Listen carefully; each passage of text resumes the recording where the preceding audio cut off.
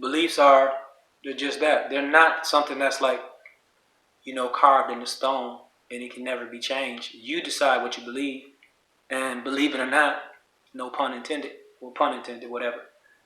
Believe it or not, you can change your beliefs whenever you decide to change it. You get to choose what you believe and what you don't believe.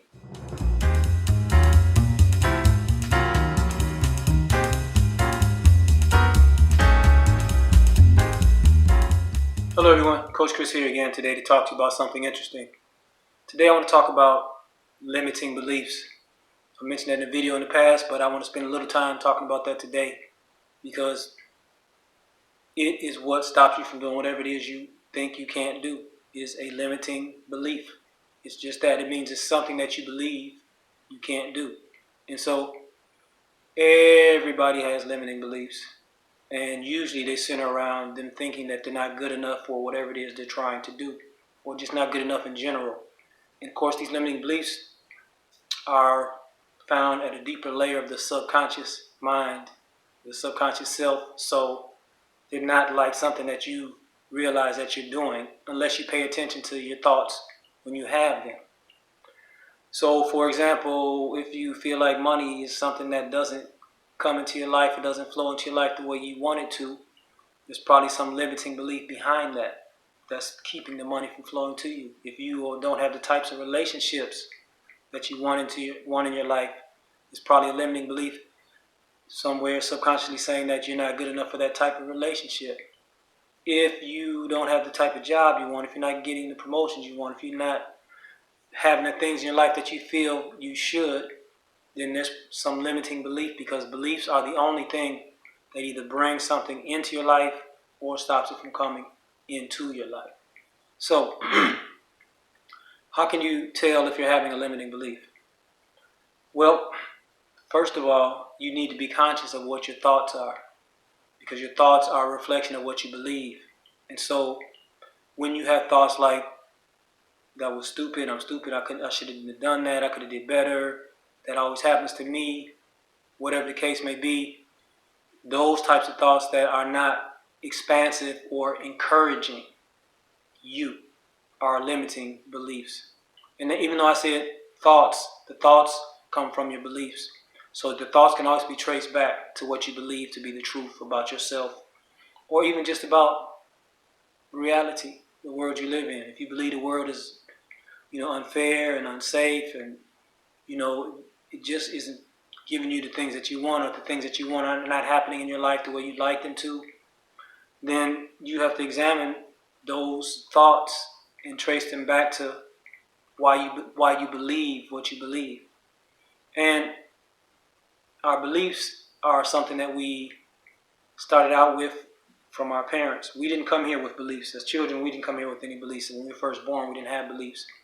As we go through this journey of life, especially when we first got here, the first 7-8 years, they call us the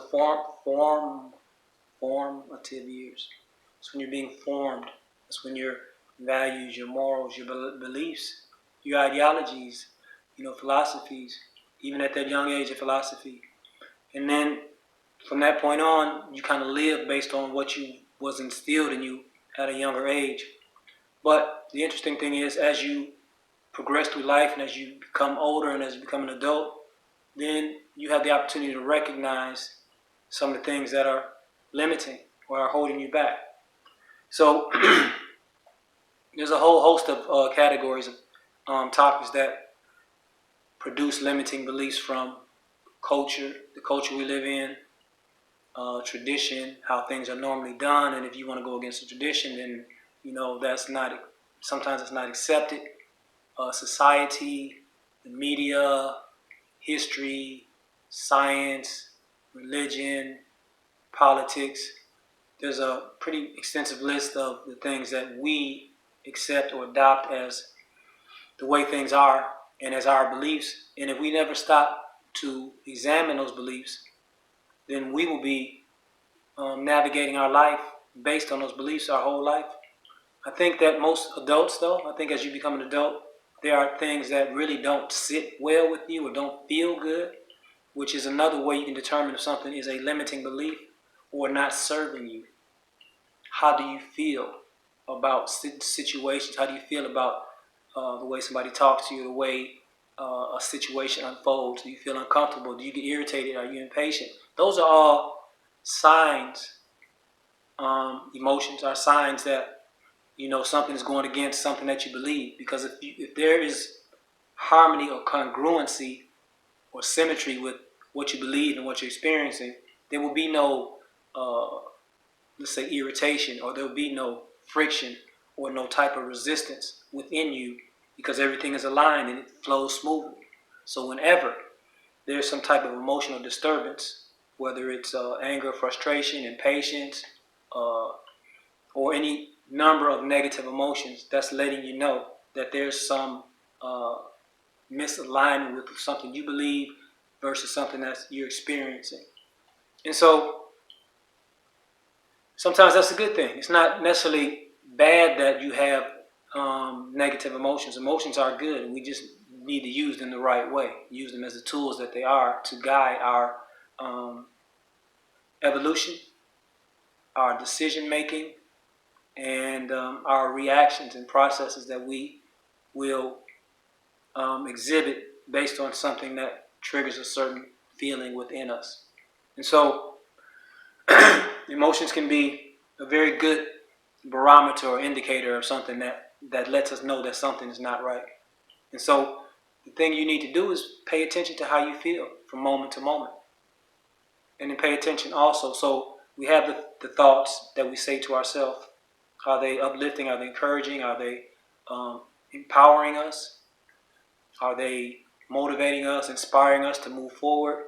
Or are we saying things ourselves that do just the opposite of that make us feel worse than we do when we're saying what we're saying? There's a saying that if your best friend talked to you the way you talk to yourself, so pay attention to the way you talk to yourself. But if your best friend talked to you the way you talk to yourself, 9 times out of 10, they probably wouldn't be your best friend anymore. So pay attention to how you speak to yourself. And then, so it's what you think and what you say to yourself, but it's also how you feel through different types of situations that occur in your life. How do those situations make you feel? And if they make you feel uncomfortable, that's an opportunity to trace back to the belief that makes you feel that way. So I guess we probably could use some examples here to make this a little more clear. So one that pretty much everybody can relate to, all of us that aren't, millionaires yet. It's in the process of happening. But if you're not making the type of money you want, or even if you're not having the type of career opportunity that you desire, then there's probably some limiting beliefs, such as, I'm probably not good enough for that type of job. Money usually doesn't come in my life the way it does for other people. How come other people make tons of money and I can only make enough to pay my bills from week to week? Those types of beliefs are what's going to keep you making just enough money to pay your bills from week to week. It's said that our reality is based on what we believe and what we think, and every thought is energy. And so when we have a thought, it goes out into the multiverse, the universe, which is energy as well, and then it aligns with the energy that's aligned with so the thought has an energetic frequency, and when you send that thought out, it will align with the frequency of what you're thinking and bring that back into your life. I mean, it's a little more complicated than that, and I'm gonna do a video more on that. There's plenty of videos on manifestation, but the thing is understanding how it truly works, and then understanding who you are and how you interact with this experience we call life. But anyway, when you send out a thought, it's going to align with energy, because it is energy. Like energy attracts energy, and then that's what you'll bring back into your life. So when you're having these thoughts that are limiting your abilities, then that's what's going to manifest in your life, your limiting thoughts and your limiting beliefs.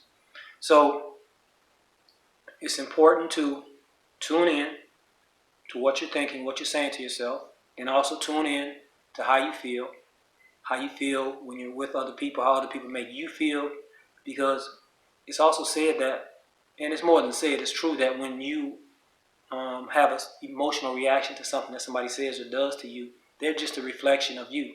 So that means that whatever is irritating you about them is probably something you need to look within yourself and find out why it's why not why it irritates you, but what part of you feels that same way. Because whatever irritates you about them is probably something that you do as well. So pay attention to that, and then you can start simply by just paying attention to your thoughts, and each time you have a negative thought, you can just follow that with a positive thought, because whatever thought you have last is a thought that you're going to send out. So if you say, I never get what I want, and then you say, oh, that's not true, I always get what I want. So then the negative thought of I never get what I want will be canceled by the thought that says I always get what I want. And then there's the philosophy, the belief that you can't have, do, or be whatever you believe or choose to have, do, or be. And that's true.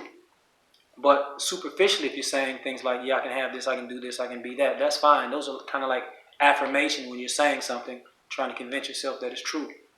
But again, on the deeper level within yourself, if on that subconscious level, if you don't really believe that, then 9 times out of 10, that's not really what's going to happen. So you have to recognize that when you have those thoughts and those emotions that are leading you to your beliefs, that you examine those beliefs, and if they're not serving you, if they're limiting beliefs, then it's your responsibility to change them.